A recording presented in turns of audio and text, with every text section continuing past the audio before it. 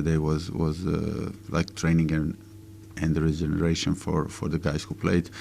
And today we're gonna see it. We have a couple of doubts for tomorrow's game, but I'm gonna know it after the game,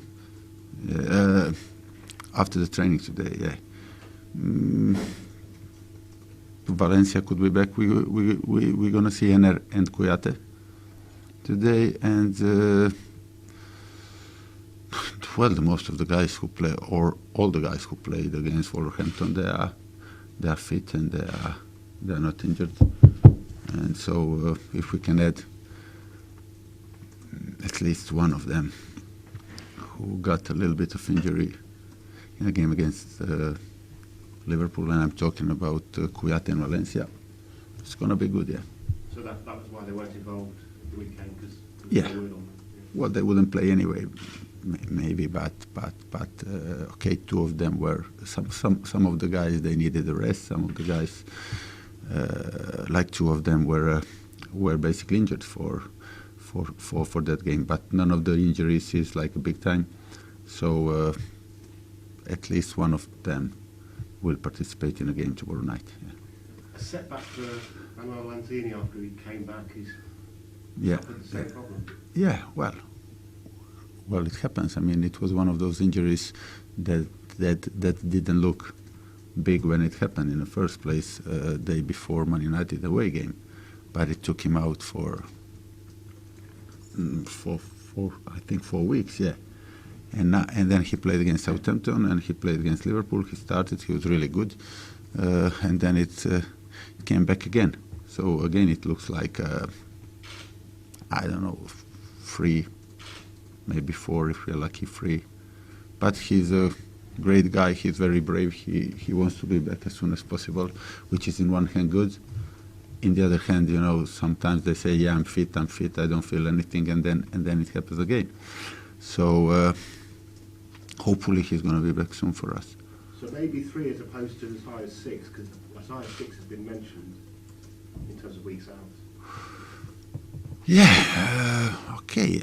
You know, in England they always say 10 to 12 or 4 to 6 or 6 to 8 is like a normal. So we are hoping that it's going to be free. and some promising news regarding Victor Moses. Yeah, Victor is training today with us. He's been out for since Man United came. He's back. He's sharp, and we're gonna see him, of course, today. And of course, not tomorrow. He ain't gonna be in a squad, and we're gonna see how is he progressing and everything. But he's gonna be in the near future. Whether it's gonna be against Newcastle or Man City, we don't know. But we have the players back, you know, now. Sakho is ahead of the schedule, so he can be fit earlier than before. He's training still individual, but I saw the stuff that he's doing on a pitch or in a gym, and it's quite promising. And of course, he's going to be a big thing for us when he comes back. You mentioned all the strikers there. Why don't you think that West Ham are still third favourites to sign Charlie Austin in January? Charlie Austin? The bookies may be third favourites to sign him in January. Yeah, but you have to ask your colleagues about that. I'm sure that he didn't come from the club. I mean, he's a good player, and the most of the clubs, he's been linked with the most of the clubs when they got relegated because of his record and everything. So we were also we were among those clubs in the summer, but we have chosen another options, and now we are not looking for that kind of a player. I have one football question and 2 less serious questions. Just a final football question. Obviously, you've had, I think, 5 clean sheets in the last 7. Yeah. And now, obviously, Winston Reid is available again. Does that cause you a nice problem? Yeah, it is a nice problem. Yeah, now we have at that positions as a centre backs, we have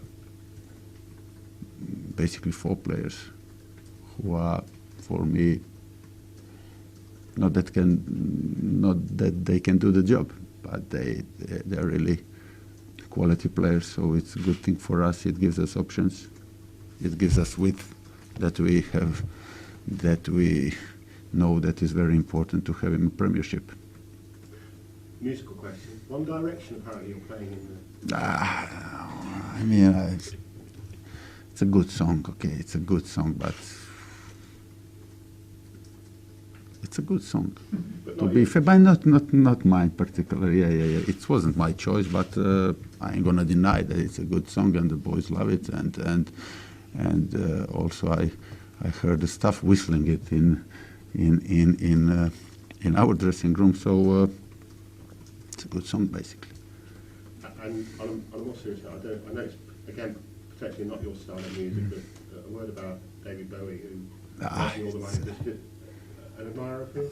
David Bowie is a different story. I mean, David Bowie, it's a big loss, of course. He's a legend, hero. David Bowie is one of them. I don't think there's any person out there in the world who doesn't not like love at least one song, because he was so versatile, and like some of the people, like, I don't know, love the songs like Let's Dance or China Girl, like more like disco music from his disco period, you know.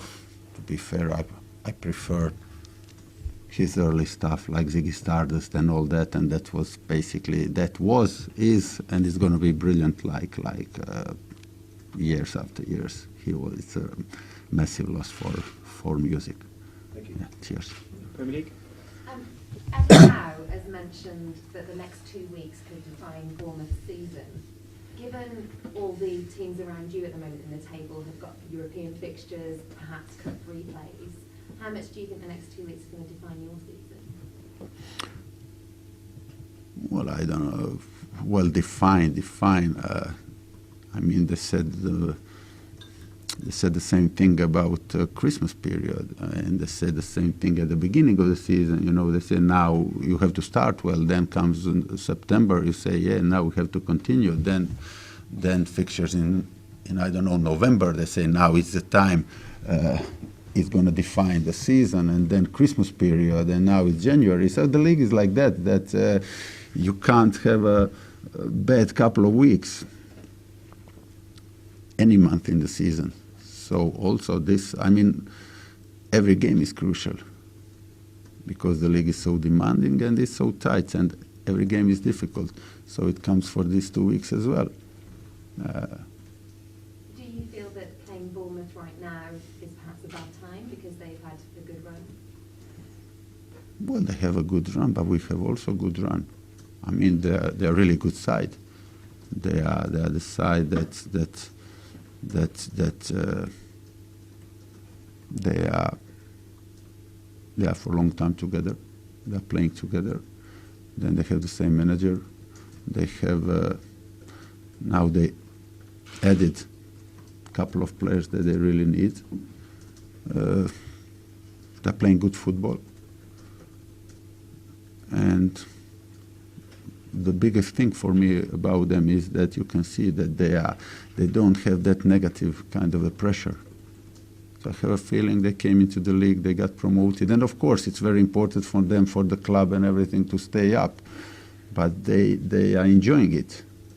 They don't have that sword above them, and you can notice that in the game, that the whole team and every player is very positive. He's looking forward for a game. He's not afraid of the ball, and they are just enjoying playing football. And they are very well organized. They are very hard to beat. They run a lot, and to be fair, they have done it when they beat us here for free. So we are, make no mistake, we are very well aware what we are expecting tomorrow, what kind of the game, and how we have to play to get anything out of it.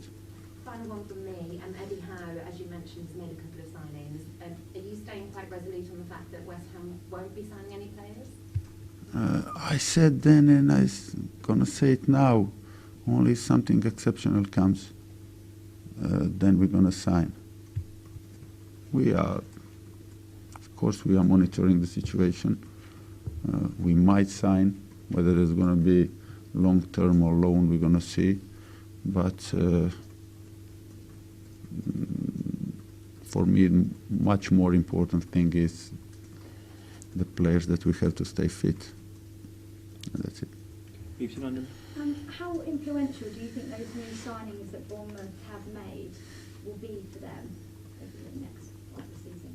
Well, they lost few players up front since I mean, they've been hit with injuries. In I don't know, it all happened in a couple of weeks' time after our game. That they had a winger that they signed from France. Yeah, what's his name? Sorry. Gradel. Yeah, Gradel. Big money. Yeah, Max Gradel, because he was also on our list of players that we were looking. He got badly injured. Then the striker who scored 3 goals against us got crucial ligaments also. Then the left back they bought from Ipswich, I think, again big injury. And then the skipper. I mean, they were hit big time. So big bully for them to maintain good results without them. What happened to them? I don't know. They've been waiting for this transfer window and see they have a chance if they invest some money. And now they've done it. They got Iturbe from Roma, who actually played for Roma. Okay, he wasn't regular there, but he played a lot of games there. He's a great winger. And they got a Phoebe. Okay, we saw a Phoebe because we played Wolverhampton. We were expecting him to play against us, so I watched few games, and he's a very good player. And of course, they're going to add the quality to already good and organized team. So they are thinking serious and they are thinking big, and well done for them. And do you anticipate Dimitri starting tonight? Well, he came back. He's fit. It's a different injury. It was the ankle. It was mechanical one. So there's not really possibility that it's gonna go off again.